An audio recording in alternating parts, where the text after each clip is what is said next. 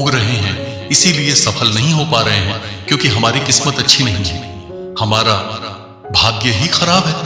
खुशियां तो हमारे भाग्य में लिखी ही नहीं है, हमारी तो किस्मत में बस दुख ही लिखा है। फिर कई लोग ज्योतिषियों के पास जाते हैं, अपना हाथ दिखाते हैं, अपना भविष्य पूछते हैं। हर किसी को लगता है कि बस कैसे भी मुझे अपना भविष्य पता चल जाए।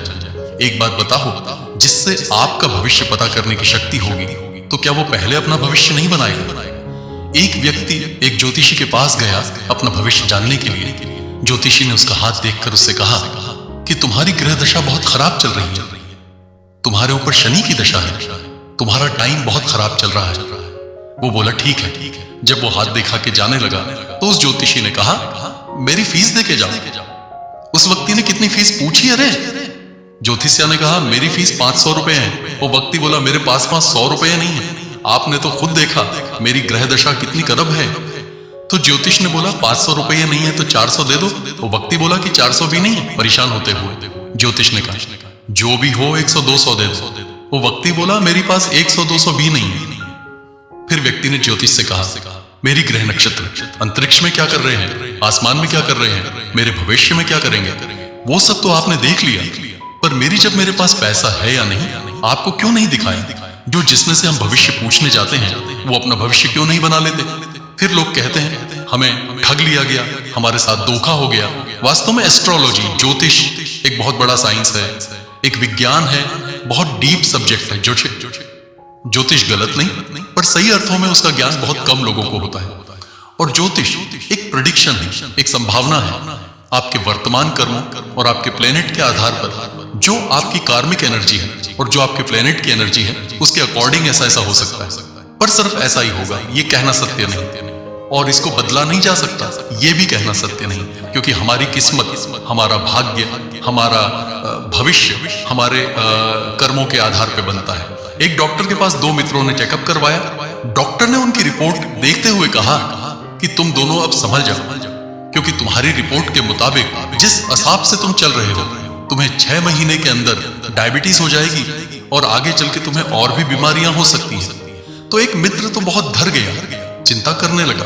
उसका जो थोड़ा बहुत नियम था वो भी टूट गया, खाने का, सोने का, जीने का सब कुछ बिगाड़ दिया उसने चिंता में कि मुझे तो डायबिटीज हो जाएगी, मुझे तो बीमारियां हो जाएंगी, और ज्यादा चिंता करने लगा। और दूसरा मित्र जैसे ही उसने ये सुना कि मुझे डायबिटीज हो जाएगी, सबसे पहले तो उसने अपना लाइफस्टाइल बदला, अपने खाने का तरीका बदला, अपने सोने का तरीका बदला, व्यायाम करने लगा।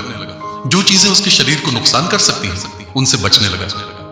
6 महीने के बाद दोनों मित्र दोबारा डॉक्टर के पास है। जिस मित्र ने 6 महीने चिंता में गुजार दिए उसको डायबिटीज हो गई। उसकी रिपोर्ट में और भी बीमारियों के सिम्टम्स दिखाई दिए। और जिस मित्र ने अपना लाइफस्टाइल चेंज किया, अपना खान पान बदला, अपना रहन सहन बदल दिया, अब उसकी रिपोर्ट बिल्कुल नॉर्मल थी, वो बिल्कुल फिट हो चुका था। आज से 6 महीने पहले इन दोनों की रिपोर्ट सेम थी, एक जैसी थी, पर 6 महीने के बाद एक इंसान बीमार हो गया और एक इंसान ठीक हो गया। तो जो हमें लगता है कि हमारे भाग्य में लिखा है, हमारी तो किस्मत में लिखा है, हमें तो ये भोगना ही पड़ेगा, हम क्या करें, हमें तो जिंदगी में ये नसीब ही नहीं हुआ, नहीं तो हम भी आगे बढ़ जाते हैं, हमारी तो जिंदगी ही खराब है। कई लोग तो ऐसे भी मिलते हैं कि हम ज्यादा हंसते नहीं हैं, खुश नहीं रहते हैं, क्योंकि ज्यादा खुश रहते हैं तो हमें नजर लग जाती है। कैसी कैसी सोच रखते हो तुम, कैसे कैसे अंधविश्वासों में जीते हो तुम, अपनी ही खुशियों से लड़ते हो। इसलिए तो हमारे जीवन से दुख जाता नहीं, क्योंकि हम बड़ा सोच ही नहीं पाते, उन्हीं बातों में उलझे रहते हैं। हमें लगता है कि बस कोई जादू मंत्र चमत्कार हो जाए कि छड़ी घुमाए और जिंदगी बदल जाए, रातों रात हमारा सपनों का महल तैयार हो जाए। हर सफल इंसान के पीछे उसके जिंदगी की कड़ी मेहनत होती है, कड़ा परिश्रम होता है। कितना ही सफल इंसान क्यों ना हो, अगर वो परिश्रम करना छोड़ दे, मेहनत करना छोड़ दे और बैठ जाए भाग्य के भरोसे, तो एक दिन वो भी सब कुछ खो देगा। कितने ही लोग ऐसे मिलते हैं जो बस बैठे हैं भाग्य के भरोसे, किसी चमत्कार के भरोसे, कि जब तक हमारा भाग्य ऐसा है हम तो कुछ कर ही नहीं सकते। यदि हर व्यक्ति भाग्य के भरोसे बैठ जाएगा तो जीने और मरने में अंतर क्या रहेगा? तो फिर जिंदगी का मतलब क्या? तो फिर ज्ञान का मतलब क्या? तो एक मूर्ख व्यक्ति और बुद्धिमान व्यक्ति में क्या फर्क रहेगा? याद कर ले एक बार, आपके कर्मों में इतनी शक्ति है कि आप अपना भाग्य बदल सकते हैं, आप अपनी जिंदगी बदल सकते हैं, पर आप कर्म करो तो सही, आप परिश्रम करो तो सही। ऐसे बैठ जाओगे सब कुछ छोड़ छाड़ के तो जो कुछ है वो भी गंवा दोगे। एक बहुत अमीर सेठ था, उसका एक बेटा था, पिता के पास बहुत सारी संपत्ति थी। इस कारण उसका बेटा अपने पिता की संपत्ति को बहुत व्यर्थ गंवाता था और कुछ काम नहीं करता था, आलसी हो गया था। उसके पिता ने सोचा, अगर ये ऐसे ही चलता रहा तो एक दिन ये तो कंगाल हो जाएगा, इसके पास कुछ बचेगा ही नहीं, इसकी अपनी तो कोई पहचान ही नहीं। एक दिन उसके पिता ने गुस्से में आके अपने बेटे से कहा कि आज तुम बाजार जाओ और अपनी मेहनत से पैसे कमा के लाओ, और यदि आज शाम तक तुम कुछ कमा के नहीं लाए, खाली हाथ लौटे, तो कल मैं तुम्हें घर से निकाल दूंगा। वो बेटा डर गया कि मेरे पिताजी ने हमेशा मुझे इतना प्यार दिया, आज इतना क्यों गुस्सा कर रहे हैं। वो अपनी माँ के पास आया। उसने अपनी माँ से कहा कि पिताजी ने कहा है कि कुछ कमा के ला, नहीं तो तुम्हें घर से निकाल दूंगा। उसकी माँ ने उसको एक सोने का सिक्का दे दिया कि शाम को जब पिताजी आएंगे तो ये सोने का सिक्का उनको दे देना, कहना कि मैं कमा के लाया। जैसे ही उसके पिताजी शाम को आए तो पिताजी ने कहा कि बताओ आज क्या कमा के लाया है। तो उनके बेटे ने अपने पिता को वो सोने का सिक्का दे दिया कि आज मैं ये कमा के लाया हूं। पिताजी ने कहा, एक काम करो, हमारे घर के पास जो कुआं है ये सिक्का उसमें जाके फेंक के आओ। पिता बहुत अमीर था। बेटे ने कहा ठीक है। वो जाके उस सिक्के को उस कुएं में फेंक के आए।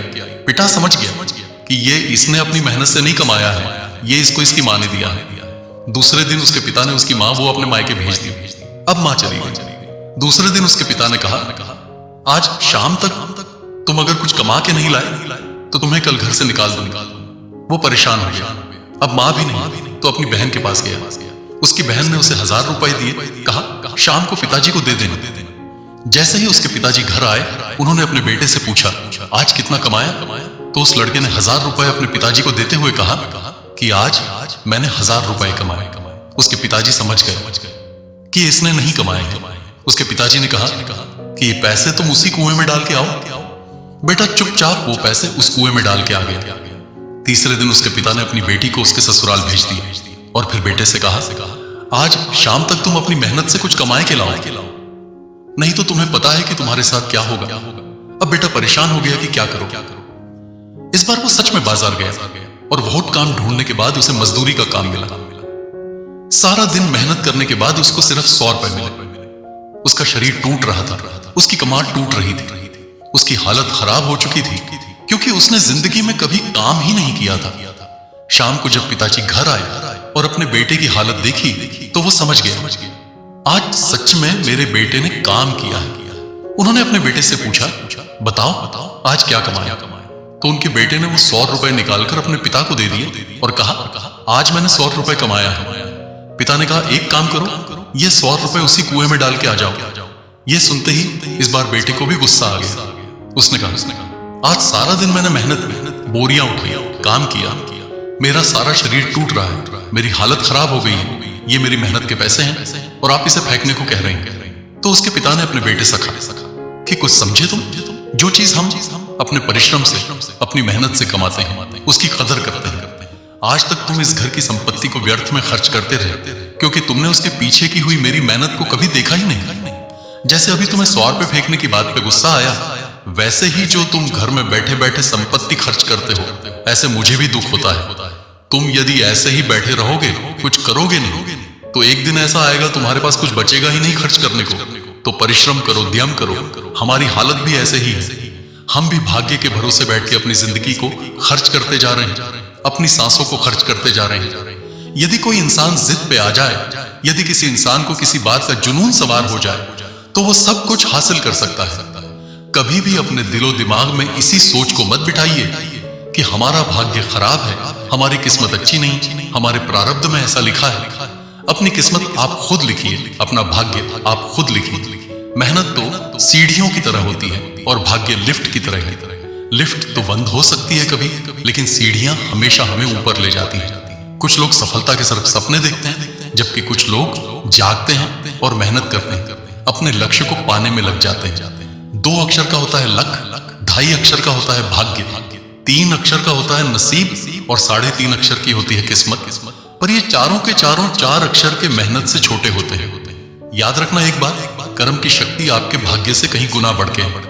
तो कब बदलेंगे आप अपनी सोच को, तो कब आप अपने कर्म में विश्वास करेंगे? जिस दिन आपको आपके कर्म की शक्ति में विश्वास हो जाएगा, याद रखना उस दिन आपका भाग्य बदल जाएगा।